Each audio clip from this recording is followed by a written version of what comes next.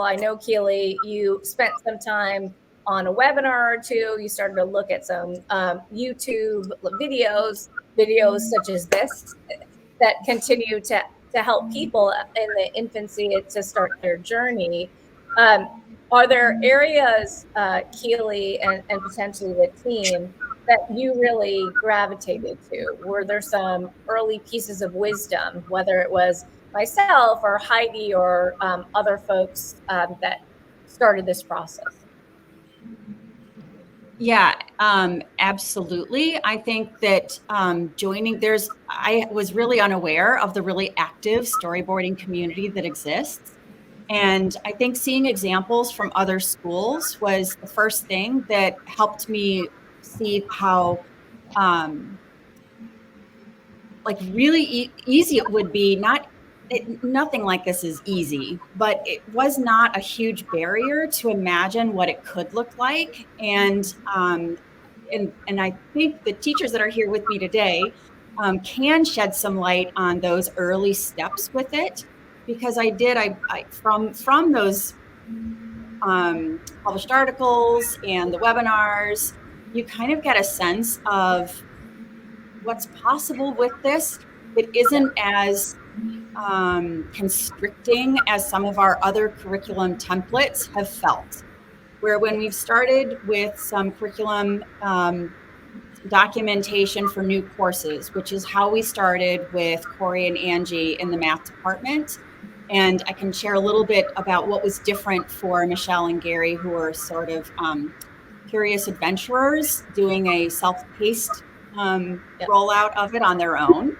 But with Corey and Angie in the math department, we were really looking at it as a way to document new courses. So there were changes. So we needed to go in and think about what was really appealing about the storyboard was, what's the journey of the student for the year, rather than how sometimes it can go about thinking unit by unit or lesson by lesson, or where they need to be in 2 years' time or 4 years' time.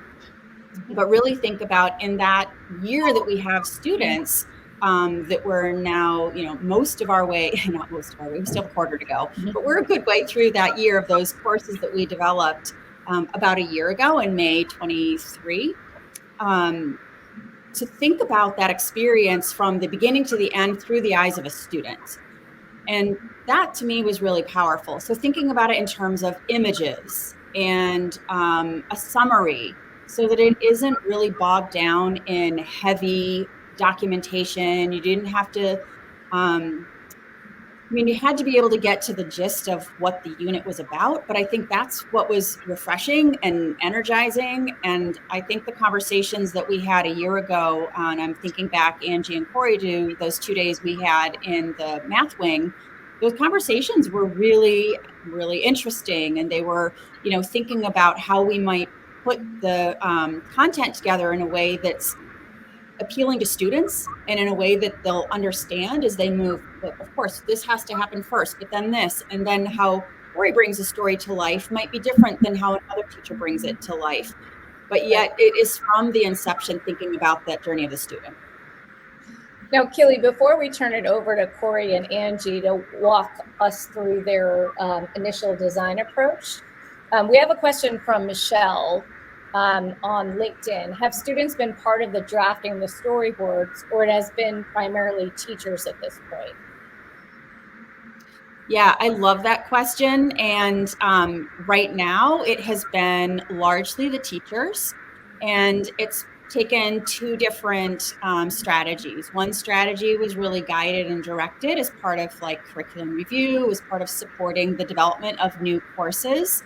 But then there's been another strategy, which was the one that Michelle, Monroe, and Gary on the call have taken, which was I put forward an explanation and a pathway on how teachers could go about this on their own without really face-to-face guidance, and more of a, follow at your own kind of self-paced course.